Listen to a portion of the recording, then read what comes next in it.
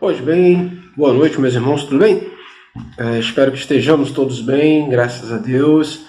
Até aqui o Senhor nos tem ajudado, tem cuidado de nós, tem nos sustentado.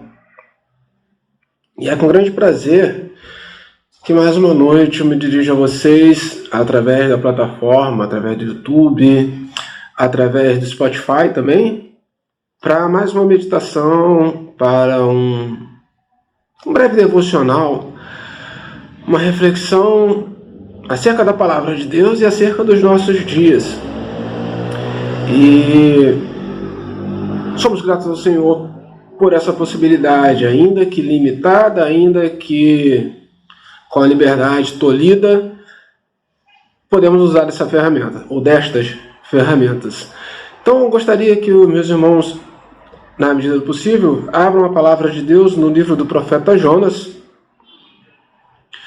O livro de Jonas, no seu capítulo de número 3, nós leremos os versículos a partir do versículo 5 até o versículo 10. Ok? Vamos lá? Os ninivitas creram em Deus e proclamaram um jejum, e vestiram-se de pano de saco, desde o maior até o menor. Chegou esta notícia ao rei de Nínive. Ele levantou-se do seu trono, tirou de si as vestes reais, cobriu-se de pano de saco, assentou-se sobre cinzas, e fez-se proclamar e divulgar em Nínive, por mandato do rei e dos seus grandes: nem homem, nem animais, nem bois, nem ovelhas provem coisa alguma, nem os levem ao pasto, não bebam água, mas sejam cobertos de pano de saco, tanto os homens como os animais, e clamarão fortemente a Deus, e se converterão, cada um do seu mau caminho, e da violência que há em suas mãos. Quem sabe se voltará a Deus, e se arrependerá, e se apartará do furor da sua ira, de sorte que não pereçamos. Viu Deus o que fizeram, como se converteram do seu mau caminho, e Deus se arrependeu do mal que tinha dito lhes faria, e não fez. Curva sua cabeça, vamos orar? Senhor Deus, diante de Ti estamos, diante da Tua palavra estamos, e somos gratos por ela. Nos permita, Senhor, refletir um pouco da Sua palavra essa noite, compreender um pouco daquilo que Tu tens, Senhor, para nós, em nome de Jesus. Amém e amém. Pois bem, meus irmãos, nesses dias, creio que nessa semana, acredito que essa semana ainda, fomos surpreendidos por aquilo que todo mundo já sabia. Saiu a notícia que a Fiocruz divulgou, que o vírus, esse famoso vírus, já circulava no Brasil desde antes do Carnaval, né? O que todo mundo sabia, o que as pessoas fingiam não saber. E no Brasil tem isso, né? Você, por mais que seja público e notório, precisa que alguém carimbe para dizer: descobriram. Não, todo mundo já sabia que esse vírus já estava no Brasil antes do Carnaval, que realmente o Carnaval foi a porta de entrada desta pandemia no Brasil. Mas fingimos que não. Ou muitos fingiram que não. Afinal de contas, o Carnaval, não dá para cancelar o Carnaval, meu Deus do céu. Fechar a igreja tudo bem, vamos fechar. Esse troço aí não serve para nada. Mas Carnaval não, Sapucaí cheia, por favor. E aí, se você fizer uma breve pesquisinha na internet, mole, você vai achar os nossos ditadores, fechadores de igreja dizendo, há 2 meses atrás, não precisamos fazer nada, não precisamos cancelar Carnaval, vamos pular. Inclusive tem um famoso dos nossos ditadores fazendo essa afirmação e começando a dançar logo após. E eu puxei uma notícia aqui no site da BBC Brasil, né? Que a manchete é uma pergunta, né? O coronavírus deve cancelar o Carnaval. Isso é de 5 de fevereiro de 2020. Claro que a resposta vai ser não deve, não tem nada que se preocupar. E aqui, entre outras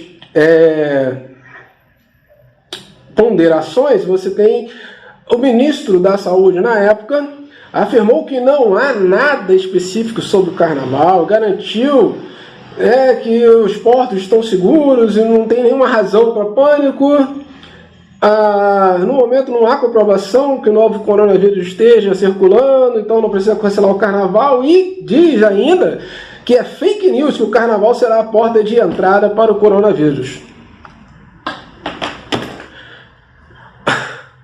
Brilhante. Brilhante. Brilhante. Pois bem, meus irmãos, o que nos traz ainda esperança? Como todo bom cristão reformado, e a grande diferença de quem é cristão reformado é essa perspectiva inegociável e completa, total, da soberania de Deus sobre tudo e sobre todas as coisas. Nada foge do controle de Deus, tudo faz parte do plano de Deus, ainda que Deus tenha que usar elementos humanos, elementos naturais, ou o próprio Satanás para cumprir os seus propósitos. Então, crer na soberania de Deus nos faz entender que tudo faz parte de um plano perfeito que nós não compreendemos agora na sua totalidade, mas Deus tem sempre um plano. Já dizia aquela velha canção, né? Deus tem um plano em cada criatura, os seus destinos Ele tem nas mãos. É fato, Deus tem um plano com tudo, nada fugiu do controle de Deus. Deus pode usar de elementos humanos, pode usar de tragédias, pode usar inclusive do próprio Satanás para cumprir os seus planos. Quando nós abrimos a palavra de Deus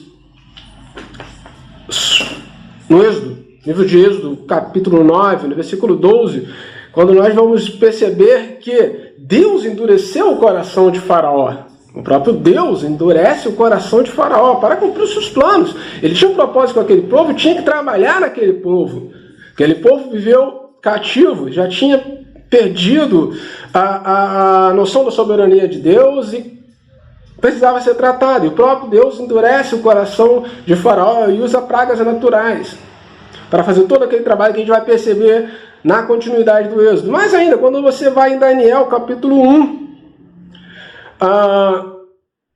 ele começa a descrever o cativeiro babilônico, que ele vai dizer, capítulo 1 de Daniel. Daniel, no terceiro ano do rei Joaquim, rei de Judá, Nabucodonosor, rei da Babilônia, chegou a Jerusalém e a sitiou. E o Senhor lhe entregou em seu poder a Joaquim, rei de Judá. Então o Senhor entregou o povo de Israel na mão de Nabucodonosor e para o cativeiro da babilônico, porque aquela nação tinha se desviado do caminho do Senhor. Então a soberania do Senhor é completa, total, nada foge do controle de Deus. Mas, então por que de tudo isso? O que está acontecendo? Por que se faz acontecer todas essas coisas? O que isso tem a ver também com o texto que a gente acabou de ler em Jonas? Eu fui lá no Êxodo, fui em Daniel. Calma, vamos chegar então em Jonas para entendermos. Mas a primeira coisa que a gente precisamos ter na mente, precisamos ter certeza da soberania completa e total de Deus sobre qualquer situação. Deus é soberano.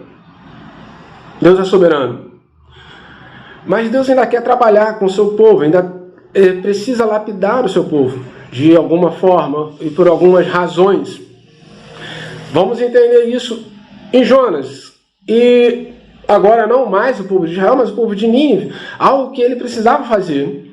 E ele chama Jonas. Então Jonas no capítulo 1, versículo 1 e 2, vai dizer o seguinte: veio a palavra do Senhor a Jonas, filho de Amitai, dizendo: desponte, vai à grande cidade de Nínive e clama contra ela, porque a sua malícia subiu até a mim.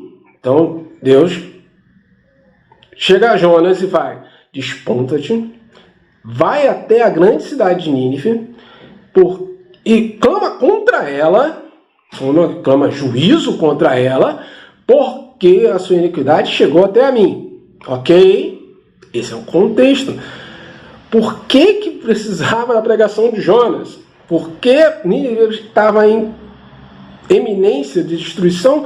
Porque a iniquidade daquela nação chegou até a Deus e já estava incomodando a Deus. Afinal de contas, a iniquidade incomoda ao nosso Deus. Ele não pode conviver com o pecado.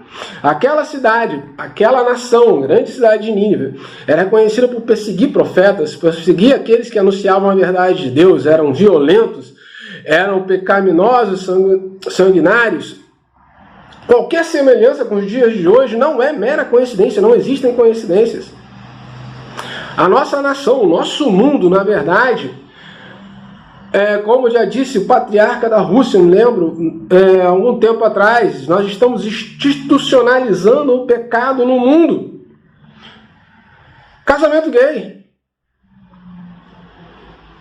ideologia de gênero, aborto, tudo isso sob os auspícios da ONU, sendo fomentados pelas autoridades mundiais. O pecado se tornou institucional. Vá até essas grandes nações e clama contra elas, porque a iniquidade deste mundo chegou ao nosso Deus e a condenação vem. Mas lembrando, a soberania de Deus é perfeita e total, ele tem total domínio sobre isso. Então, continuando aqui em Jonas, e é por conta disso que Jonas vai, então, aliás, ele não vai, ele tenta fugir dessa responsabilidade de pregar essa nação. E você já deve ter ouvido algumas vezes essa história, o que ele fez, partiu para outro lugar, a tempestade, jogam no mar, a baleia. Beleza, no final de tudo, passando esse perrengue todo que ele passou, nós chegamos ao capítulo 3, versículo 5, que nós lemos. Ele chega a Nínive, ele vai a Nínive, mesmo fugindo um pouco dessa responsabilidade, e ele prega, realmente, ele cumpre o que o Senhor estabeleceu. E os ninivitas, versículo 5, creram em Deus, e proclamaram o jejum, e vestiram-se de pano de saco, desde o maior até o menor. Qual era a pregação de Jonas? Arrependam-se, seus pecados chegaram a Deus. Então o grande problema daquela nação era as suas iniquidades, a sua malícia. E afinal de contas, o que tem a ver conosco? Nós estamos vivendo um período de juízo. Mais uma vez, flagelos despejados sobre essa terra. E a igreja está sofrendo, porque estamos, afinal de contas, temos que nos falar dessa forma. Nós não podemos nos reunir, nós não podemos comungar, nós não podemos celebrar o nosso Deus em comunidade. E deveríamos parar um pouco para pensar qual é então o problema. É muito fácil dizer que o problema do mundo é o pecado. Está muito óbvio, está muito na nossa cara. Por todas essas coisas que eu falei, todo esse pecado institucionalizado. Mas e a igreja? Onde ela fica? Nós podemos citar várias fases da nossa apostasia. Teologia da missão integral, teologia da prosperidade, agora a teologia do coaching, e nenhuma pregação da cruz, nenhuma pregação focando no nosso problema. E qual é o nosso problema? O nosso problema é o mesmo de Nínive. A nossa malícia também chegou até a Deus. Aliás, todo o problema do homem, da humanidade, é o pecado desde o começo, desde o princípio. Na verdade, o único problema do homem é o pecado que o separa de Deus. Mas ora bolas, e essa crise, e esse problema todo, afinal de contas, o vírus veio trazer morte? Não! E eu repito, não! O que veio trazer a morte foi o nosso pecado.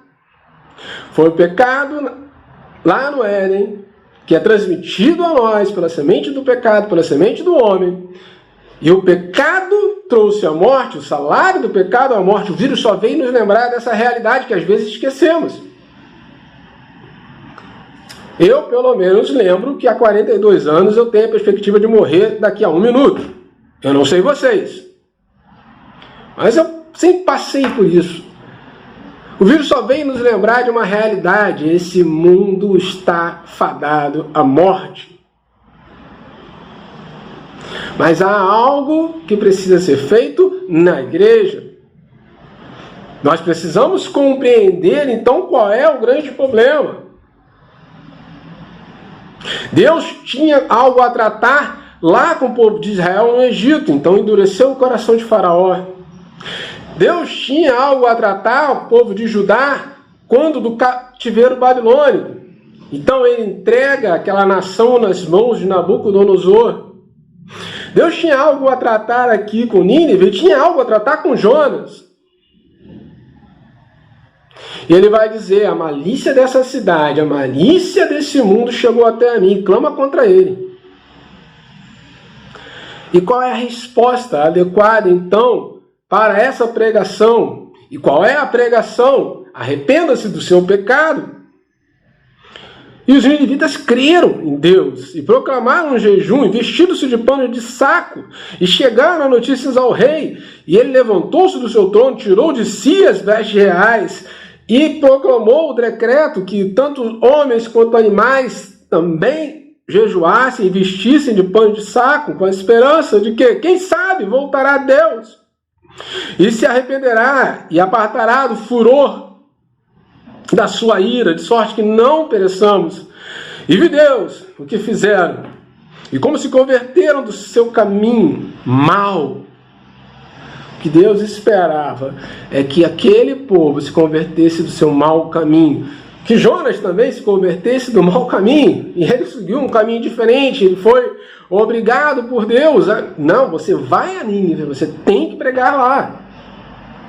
E quantas vezes nós, a igreja moderna, a igreja do coaching, a igreja de bem com a vida, a igreja da prosperidade, tem pena ou medo de pregar, arrependa-se do seu pecado. Ela é politicamente correta, ela faz política da boa vizinhança, ela não quer mais dizer, olha, o homossexualismo é pecado, o aborto é pecado. Arrependa-se, porque a sua malícia já chegou a Deus. Quantas vezes nós, enquanto igreja, não fizemos o nosso papel e a nossa malícia também chegou a Deus. E agora estamos sendo oprimidos por ditadores de plantão. Notícia também dessa semana ou da semana passada, um desses ainda disse, as igrejas querem abrir para faturar.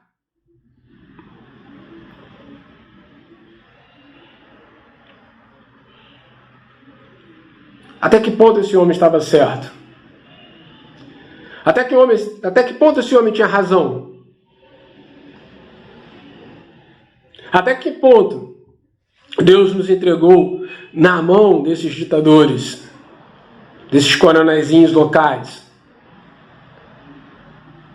Até que ponto? Mas a palavra de Deus está diante de nós, clamando pela voz de Jonas nesses dias, dizendo, arrependa-se do seu mau caminho, porque a sua malícia, a sua iniquidade chegou até a Deus. Chegou até a Deus. O pecado é o grande problema da humanidade, o pecado ainda é o nosso grande problema. A pregação da verdade chegou até nós pela palavra de Deus, pelo sacrifício de Jesus Cristo na cruz do Calvário, pelos homens que o seguiram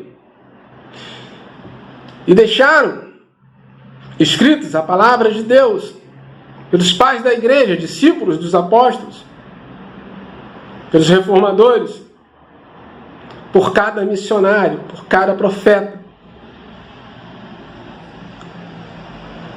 que não está aí para ganhar concurso de popularidade, mas para dizer: arrependam-se dos seus pecados. Arrependam-se dos seus maus feitos. Voltem-se ao Senhor. Voltem-se ao Senhor. E a pregação despertará a fé e o arrependimento, que é a resposta correta. Deus está tratando conosco nesses dias. Deus está tratando com cada homem e mulher, cada um dos seus escolhidos.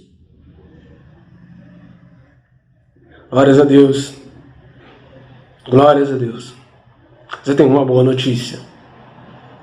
Versículo 10. Viu Deus o que fizeram? Como se converteram do seu mau caminho, e Deus se arrependeu do mal que tinha dito lhe faria e não fez. É claro que a expressão arrependimento de Deus é simplesmente didática para que nós possamos entender.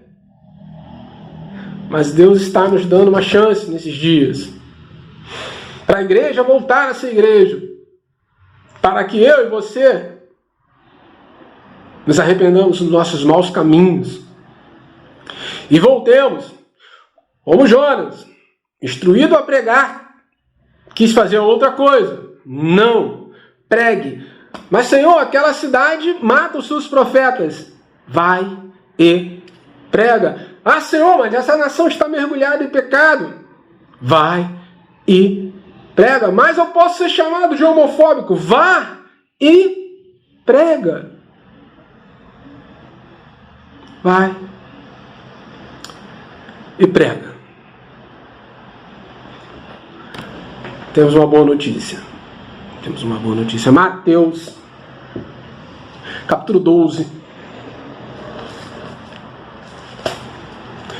Mateus, capítulo 12, versículo 41. Mateus, capítulo 12, versículo 41. Jesus falando à sua geração. Versículo 41. Ninivitas se levantarão no juízo com esta geração e a condenarão, porque se arrependeram com a pregação de Jonas. Ninivitas se levantarão contra essa geração e nos condenará, porque eles se arrependeram com a pregação de Jonas. E aqui eis a boa notícia. E eis aqui está quem é maior que Jonas. Os ninivitas tiveram Jonas. Você e eu temos ao próprio Jesus, dizendo: vai, não peques mais, se arrependa. Essa é a boa notícia. Nosso grande problema é o pecado, desde a queda do homem. E por conta disso, Deus enviou o seu próprio Filho para morrer numa cruz, para pagar o preço do nosso pecado. Que o pecado nos separava de Deus. E Jesus veio, pagou o preço do nosso pecado, para que todo aquele que nele crê não pereça, mas tenha a vida eterna. E eis aqui então aquele que é maior do que Jonas. Eis a boa notícia. Há solução para o problema do pecado. Há solução para o meu e para o seu problema. Arrependa-se. Ouça as palavras de Jesus. Viva para Jesus, não viva para o vírus. Hoje, a gente pode perceber uma grande religião do vírus. As pessoas acordam pensando no vírus, escutam notícias sobre o vírus. Não.